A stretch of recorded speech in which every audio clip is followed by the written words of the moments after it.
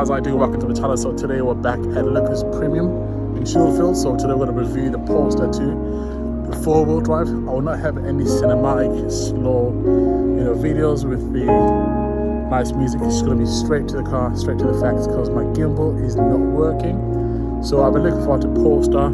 Shout out to Tom from Milton Keynes, because during the Goodwood Festival he took care of me. He showed me the concept cars, 2 of them actually. So I'm quite interested in Polestar as a brand in terms of where they're coming, where they're going, the design. So first things first, that's the Polestar key there, as you guys can see there. So the button's actually on the side. So that's lock, unlock, and something else as well. That's the boot opening as well. So one thing I did, criticize Polestar was, in terms of someone of my size, 6 foot tall, the space is not enough. So with this car, it's got a 78 kilowatt battery. It's got 300 kilowatts, I think it's probably 450 horsepower, give or take. 0 to 60 in 4.7 seconds.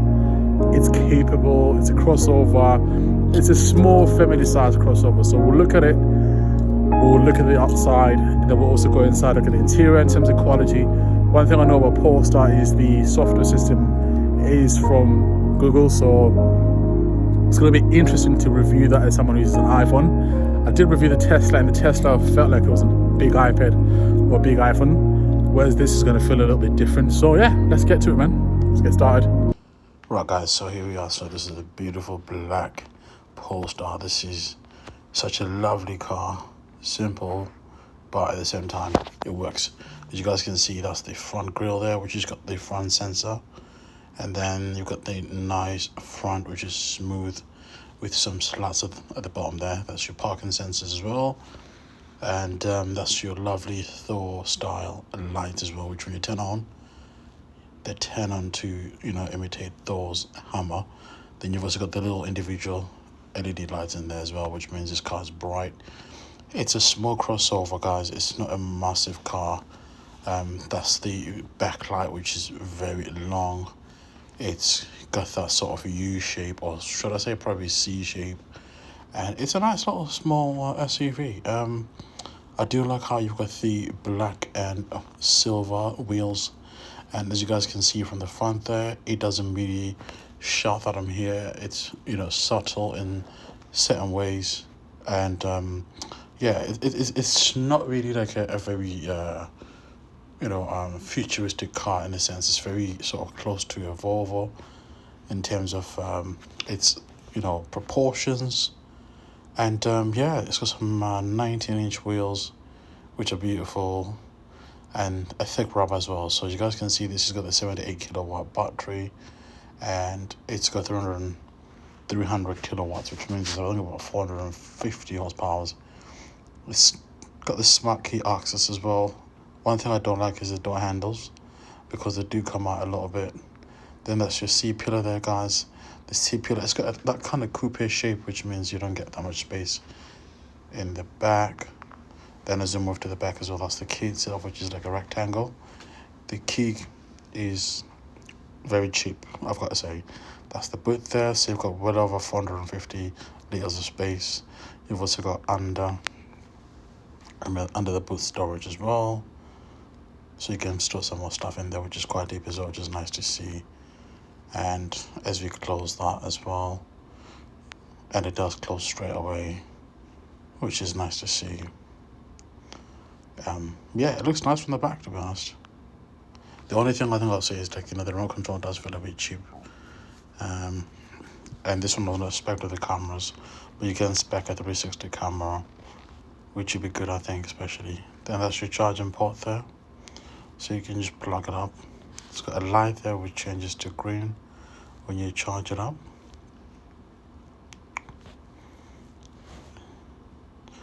Then, so we get into the car here. We'll just have a look at the car on the inside.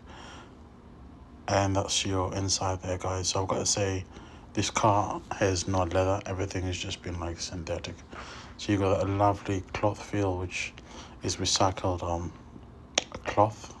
Then you've also got the buttons for your memory seat there. That's your door bins, which are not too big. And that's the inside as well. I've got to say, I've not seen one which is not black inside, but nice to see different cloth material. Your chairs are generally comfortable. You've got your electric adjustments on the side there, lumbar support as well. So that's nice to see that. But me being 6 foot tall, I had to push the chair back. Another seat interior, so you've got your tablet style, which is in that portrait style, and it's got the Google operating system. And as we come to the back as well, oh, couldn't open the door. As we come to the back, you can see that elongated part of the door on the back as well. The door is not wide and opening, which means it's going to be hard for parents with some child seats, which is unfortunate. So you also get like 2 vents over there, and I think USB-Cs as well. Like generally in the back, it does feel a bit. You guys can see sitting here, I will say it does feel a bit wide, so I can't really complain about that. I think the slimmest car I've sat in is probably some supercar. I think it was the Ferrari Roma. Whereas with this, I do feel like, for someone my size, I do feel comfortable, though I'm aware the car is not as wide. It's a bit weird, like, I think it's just because the center tunnel does take quite a lot of space on the inside as well. So you've got this beautiful 12-inch TFT screen there that shows you all the important information. So the car's in park right now, so you're able to put the car into reverse. So you press park over there, so reverse. I believe it does have a thing, what's it called, a reverse camera. So just tell you what I'll do, I'll put my foot on brake, and let's just put it on reverse and see what happens. Right, it says pull gear lever all the way to start. All right, we shan't be doing that. We'll leave it in park. Oh, okay, yeah. I don't want the car jumping or anything like that. But yes, going back to the screen itself, you got the gears on the left-hand side there.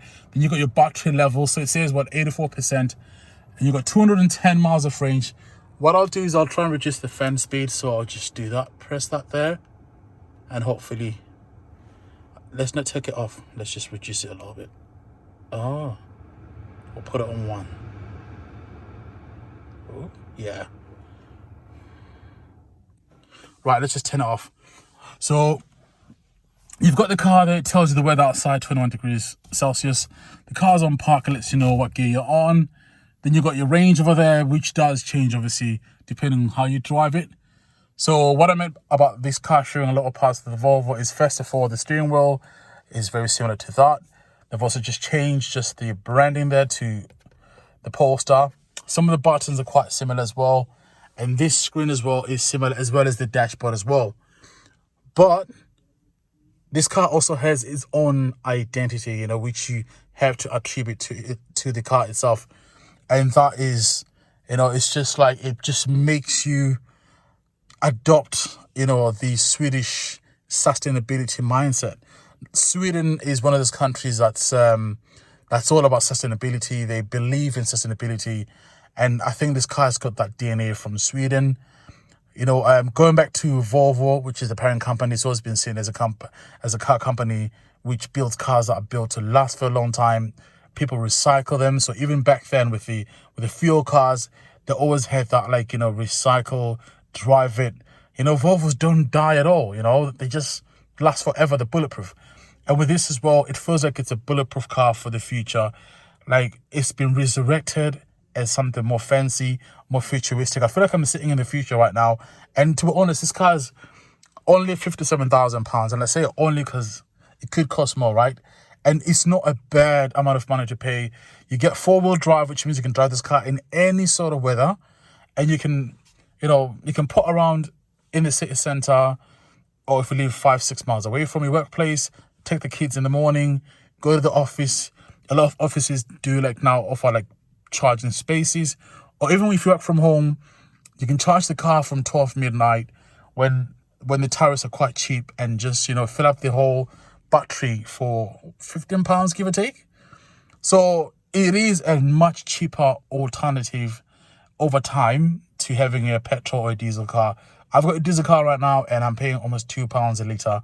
And to be honest, I'm looking at either getting a hybrid car or either getting a fully electric car. I think I'll probably go down the hybrid route, and I'm thinking of getting a 330 BMW hybrid.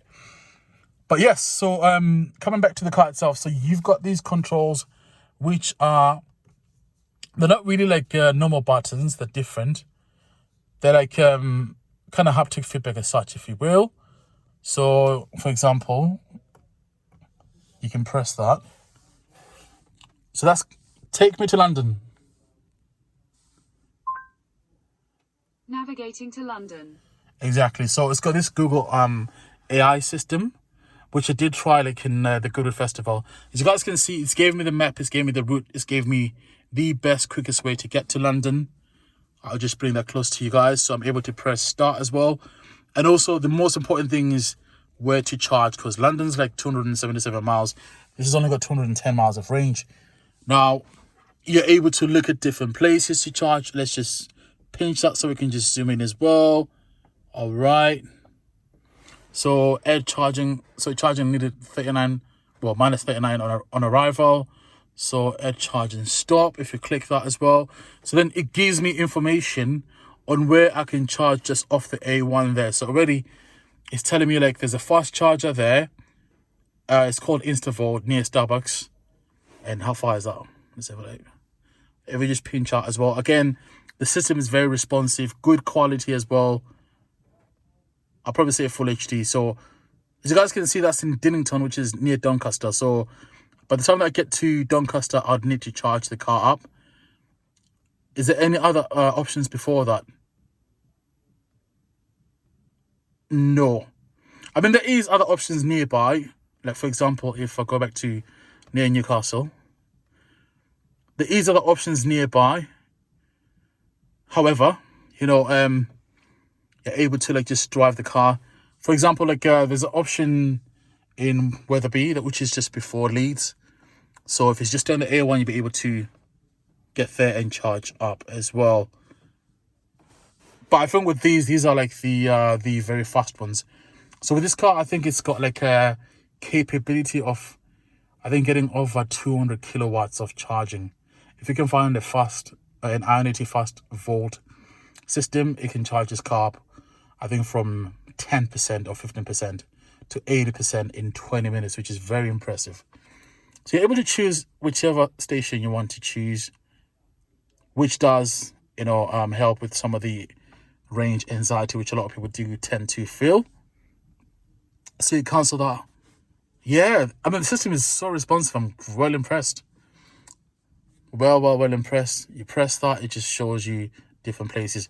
There's also other local places as well, just in case you live in an apartment, if you live in a high-rise flat, you don't have a charging point or a drive-in, it will give you other options that are available as well. So yes, so this car is suitable for a family of, you know, wife and a husband and 2 children. You can buy this car and it will pay itself over time. Now, but no battery degradation is another thing to be aware of, especially in wintertime when you're charging the car quite a lot because it's so cold and you've got the heated seats on, for example, that's on. I don't know why they've put it on. I'll turn that off. So that would definitely eat some electricity. And let's do something else different. Hello, Google. Google. I think you've got to say like something like, check my phone. Forgot what to say. All right, so we'll just go back anyways to the main menu there. So you're able to change the car's steering wheel feel. So if you're putting around in the city centre, it will feel nice and light. Then you've got your standard, then you've got your firm. So I think firm is good when you're doing like your spirited driving. When you're pushing the car, then that would definitely, you know, make the steering wheel a lot of resistance to any movement. Then you can turn off the ESC as well. That's just sport mode. It's not allowing me to do that. So this car also has one pedal drive, which is your regenerative braking, which is very good because you're able to feed back some of that braking back into the battery itself as well, which is nice as well. It's also got creep mode as well, which is nice to see on here. You've also got the assistance as well. So you've got like collision avoidance, lane keeping aid. You've got driver support and cruise control. I don't think this one has got the adaptive cruise control. I think that one needs a lot of cameras, whereas I don't see any cameras on this one, which is unfortunate. But you can spec this or buy a spec which has got adaptive cruise control, which means the car can drive itself for up to 15 seconds. Even more, I've seen Tesla Model 3s in California with the beta software that drive themselves, like, you know, for a good 25 minutes. But it's nice to see that as well. I believe they can do some sort of like software package, because I know for Tesla, if you didn't have the fully autonomous software when you bought the car, you can subscribe. I think it's like $200 a month, which is extortionate. But yeah, let's just click on that. Let's see what it tells you. So you've only got just cruise control and speed limiter, which is unfortunate, because for me, if I'm buying an electric car, I'm going to buy this car because it's also got the adaptive cruise control. It's got the cameras. It's able to drive itself for 15 to 20 seconds or even more so. It's very, very important, I think, for me. So with charge, that just tells you, like, you know, the charge of the car. And obviously in winter time, this car does have like it does have a reduced range as well, so just be aware of that as well. So what we'll do is we'll turn on the ambient lighting and hopefully it comes on. I don't know if it's going to come on, but I'd love to get some interior lights in here just to see.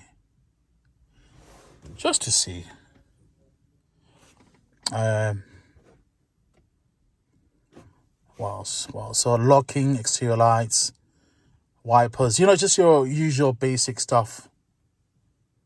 So more is not coming up with anything at all. So we're going here as well. So that's your Google homepage.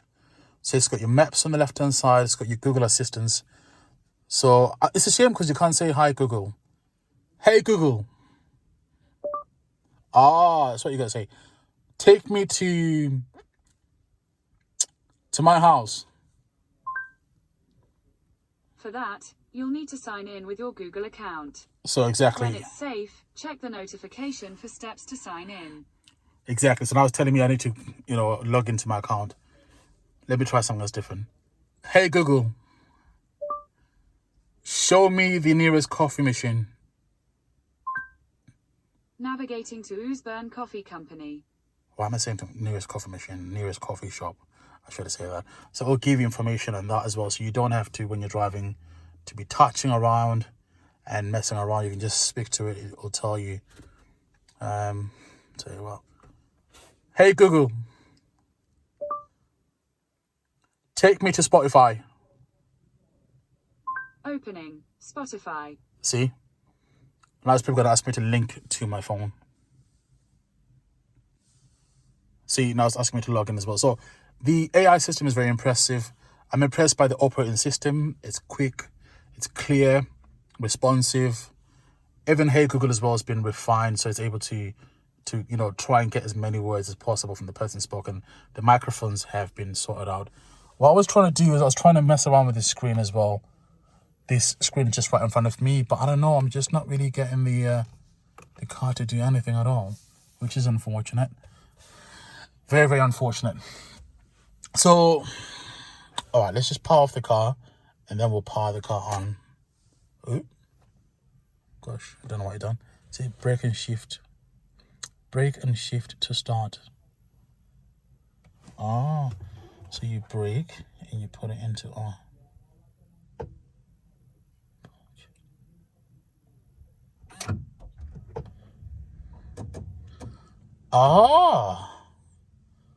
So the car is in drive.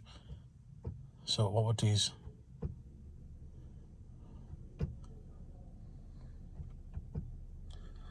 so it's got a camera, it's got a reversing camera, which is there.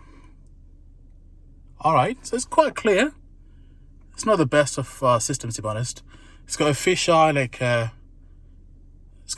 like view, which is not that ideal, but it is what it is. So what I'll do is I'll put the car in park, and yeah, right. So now the car's in park. That's fine. Right. So now the car's turned on. Let's look at the. No, it's got no ambient lighting on. That's unfortunate.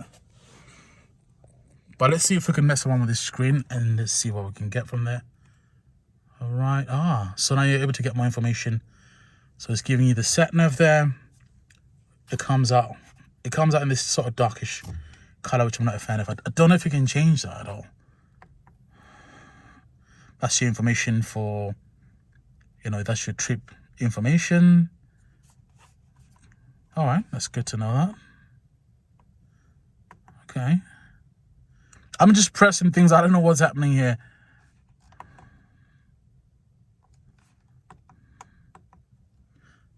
All right, but you guys get the gist anyway, so let's just take that off. So you're able to choose different menus. So you've got your charge there. That shows you where I'm sitting. Then you've got obviously your speedometer there. The speed limit right now is saying is 20. The lights are on right now. Let's have a look. What else can we do? I prefer having this car in this setting with the map as well, just there, just in case. Then that's obviously for your cruise control there. So when you press that, all right, suppose that's for your cruise control on the left hand side. It's nice to see that. I like it. What do you guys think? Comment down below. Do you like this car or not? Before I even forget, let me show you the cup holder, which is just this one over here. I'm not really a fan of that. I think I'd have preferred to have at least another one somewhere. You can't just have one cup holder, unfortunately. Then you've also got this compartment over here, which you can slide a phone. And the key itself as well, as I've showed you guys, it's a bit weird. And then that's your center. Oh, okay. So you've got another cup. You've got another cup holder in there. Interesting. So I'm not seeing any USB-Cs at the front. Maybe I can't see them myself. I'm just blind. But hey, it is what it is. Then that's your glove compartment there, as you guys can see. The door bins are not that big, to be honest. I'll show you my side. Okay, distance, not the best. I do love the vents. They feel classy, not those. And also I like the mirrors. They've got a very thin bezel, which is nice to see. What I'll do is I'll take you guys outside so you guys can see the lights on as well. These are very bright lights. I think they've got like some sort of LED matrix technology as well. I also like the brushed aluminium door handles. This car is beautiful, man. Love it. So yes, guys, I'll show you guys outside and then that's it really. Thanks for watching.